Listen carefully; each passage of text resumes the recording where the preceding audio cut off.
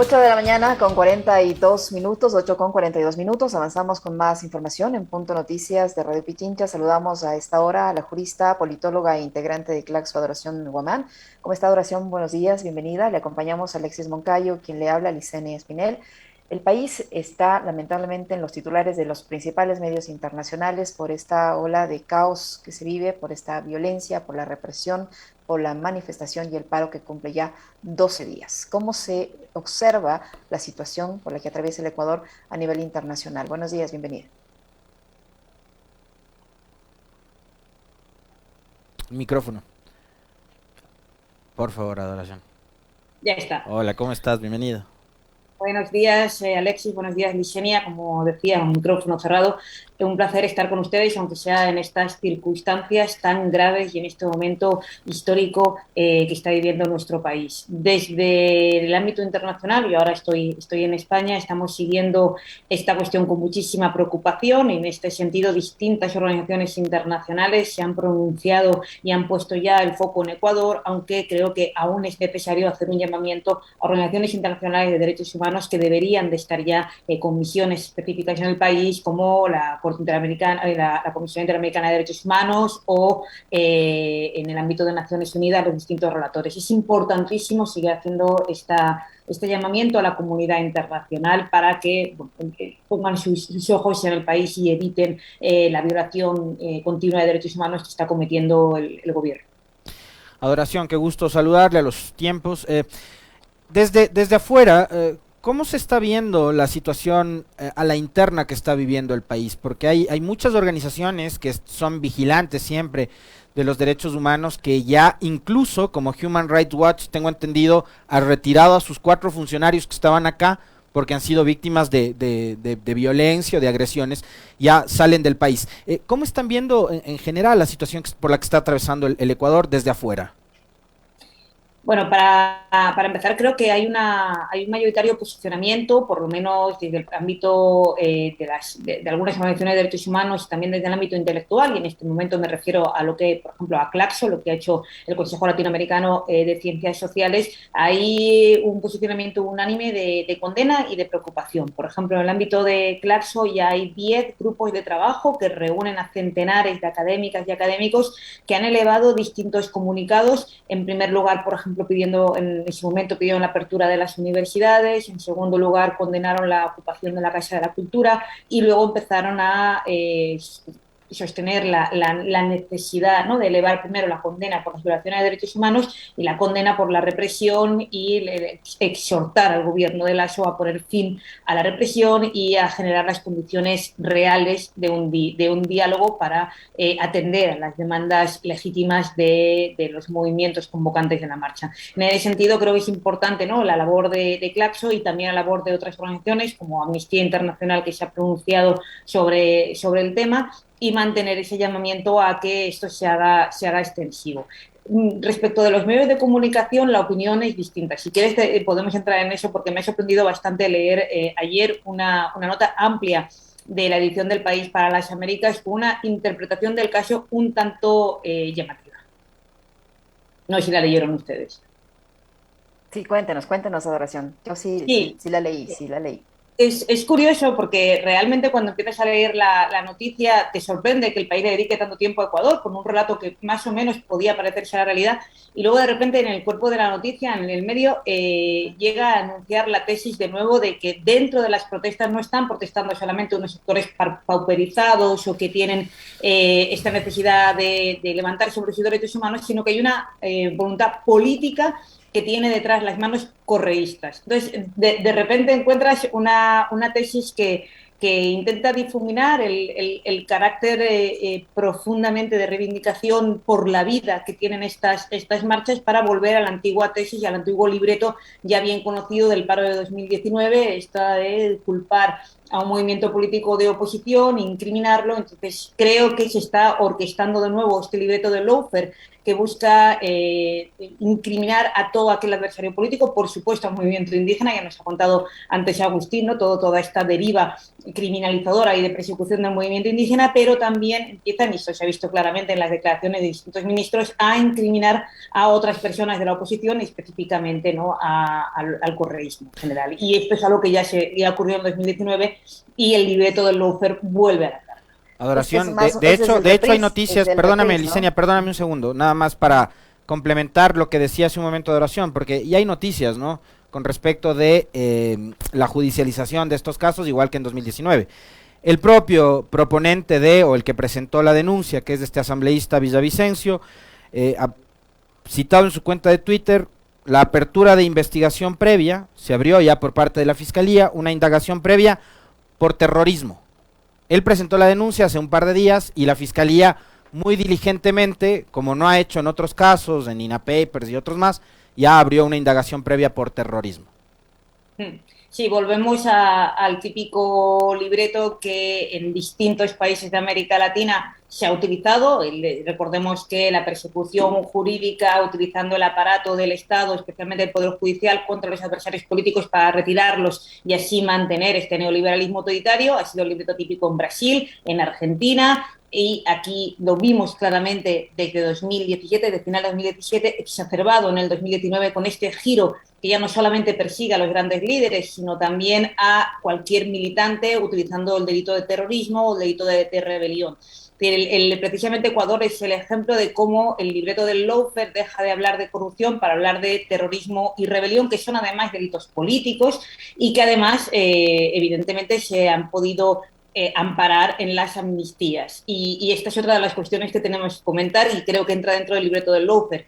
La casualidad de que la Corte Constitucional determine, creo que fue ayer o antes de ayer, la aceptación a trámite de una demanda de inconstitucionalidad por la decisión de la Asamblea sobre las amnistías. Esto me parece muy preocupante, desde luego las casualidades, y menos en esta situación de casi de ruptura, ¿no?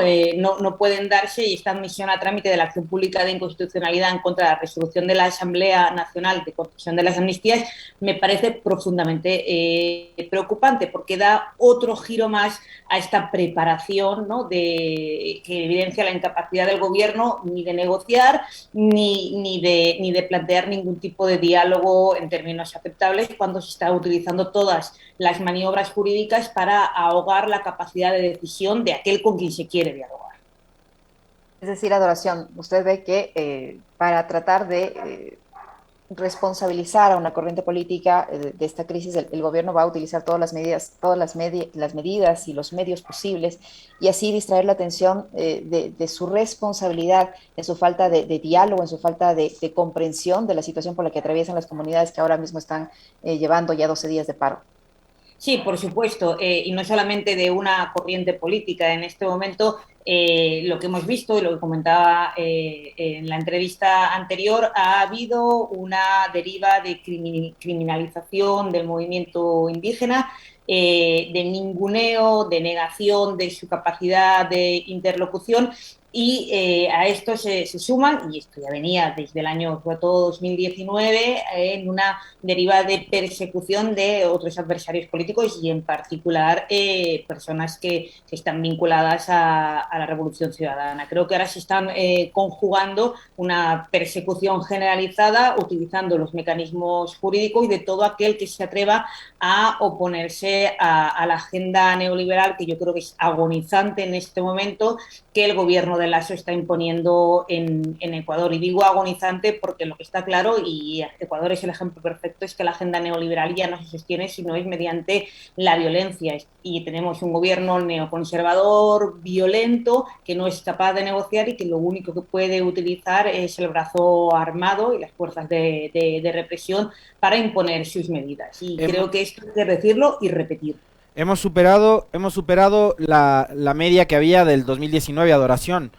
En esa época fueron 11 días, hoy llevamos 12. Sí. Desde el 12º día de jornadas, ayer fue probablemente uno de los más violentos. Ayer se registraron 2 muertes, ya vamos 5 en total. Hoy en la mañana amanecimos con la noticia de que la bancada de UNES ha puesto sus 47 curules a disposición del pueblo ecuatoriano y ellos convocan a aplicar la figura del 130 de la Constitución, numeral 2, en donde se destituye al presidente, pero a la vez se convoca de forma inmediata nuevas elecciones para que sea finalmente el pueblo ecuatoriano quien decida quién se queda en el poder. A eso se ha sumado ya la primera legisladora de Pachacutic, Dina Farinango, legisladora por la provincia de Pichincha, de raíces y origen indígena. Inmediatamente a esto, el gobierno ha enviado 8 buses llenos de policías y motorizados a los alrededores de la Asamblea Nacional. ¿Cómo entender que hay un proceso de diálogo en marcha? Porque Lasso nos ha repetido la palabrita diálogo 50.000 veces en estas últimas 2 semanas, y es una palabra que, como bien lo decía Agustín hace un momento en la entrevista anterior, y yo lo sostenía en un comentario de los días de la semana pasada, la palabra diálogo está tan desgastada, que ya carece de sentido. Entonces, tanto carece de sentido que mientras nos invitan al diálogo, ¿no?, a los pueblos y nacionalidades, militarizan o convierten en cuarteles de policía la Casa de la Cultura, y a partir de hoy, después de el anuncio de la bancada UNES, la Asamblea Nacional. ¿Cómo entender estos mensajes de Adoración? Bueno, en primer lugar, creo que es evidente que todo diálogo requiere una serie de condiciones que deben asegurarse, y en particular por quien detenta el monopolio de la fuerza, que es el Estado, y en ningún caso se han asegurado. Creo que ha sido un intento, una vez más, de engaño.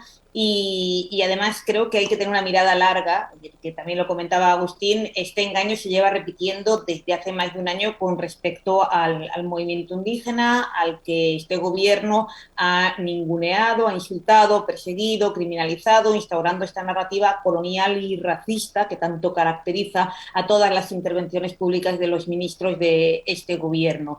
Sin una serie de condiciones, cualquier apuesta por el diálogo es falsa. La primera condición es el cese de la represión, de la violencia y, por supuesto, de este abusivo estado de excepción. Dada esta situación, a mí lo que me preocupa es la profunda incapacidad del gobierno de Lasso, del gobierno en su conjunto, y especialmente, por supuesto, del presidente, que es el que tiene la responsabilidad última, de entender lo que está ocurriendo en el país, de ver al país. Y creo que este ejemplo, ¿no?, de un colonialismo interno, este colonialismo interno ya no del 1%, del 0,1%, que gobierna de manera depredadora y que ni siquiera está, evidentemente, acumulando riqueza dentro del país, sino que la saca fuera y desconoce absolutamente, y además, bueno, utiliza esta retórica que, como he dicho, colonial y racista, desconoce absolutamente el país y que únicamente le queda la violencia para gobernar. Están echando gasolina al fuego. Y es muy preocupante porque ante esta situación la activación de los cauces democráticos que existen en nuestra Constitución, y el artículo 130 en sus numerales 1 y 2 son el cauce democrático que existe en nuestra Constitución, entre otros, para permitir una alternancia cuando la democracia se vuelve imposible porque la presidencia incumple con su deber constitucional. Yo creo que en este caso hay un incumplimiento claro con su deber constitucional.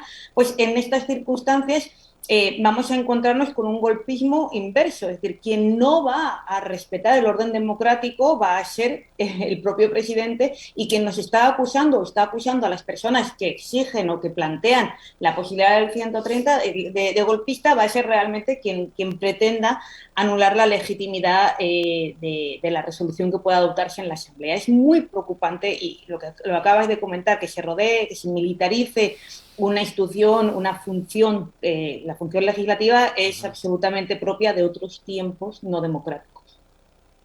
Adoración, para que exista un diálogo, ambas partes tienen que ceder.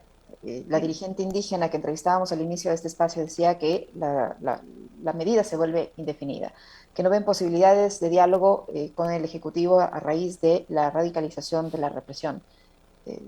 En que el movimiento indígena también tiene que estar dispuesto a ceder, porque si no, si el uno no cede, el otro no cede, no va a haber 12 días de paro, esto se va a volver interminable, ahí perdemos todos.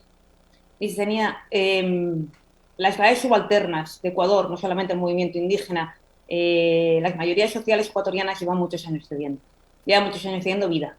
Y creo que esto es lo principal que tenemos que repetir y repetir. Hay un levantamiento popular con unos detonantes, con unos antecedentes, con una situación de urgencia vital que el gobierno, desde luego, ha agravado. Ya teníamos una crisis por la aplicación de las medidas fondomonetaristas que conocemos bien.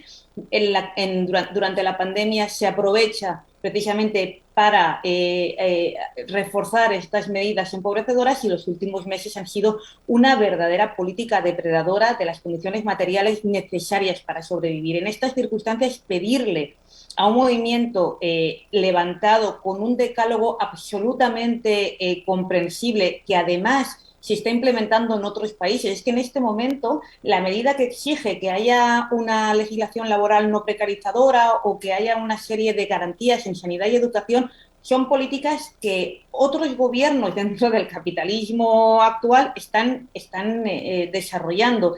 Y no se le está pidiendo ningún imposible al gobierno. Y lo que se va es decir, si yo me siento a negociar y yo me siento a dialogar, las dos partes ceden, pero en este caso lo que tendría que decir el gobierno es aceptar las reivindicaciones absolutamente legítimas y justas de las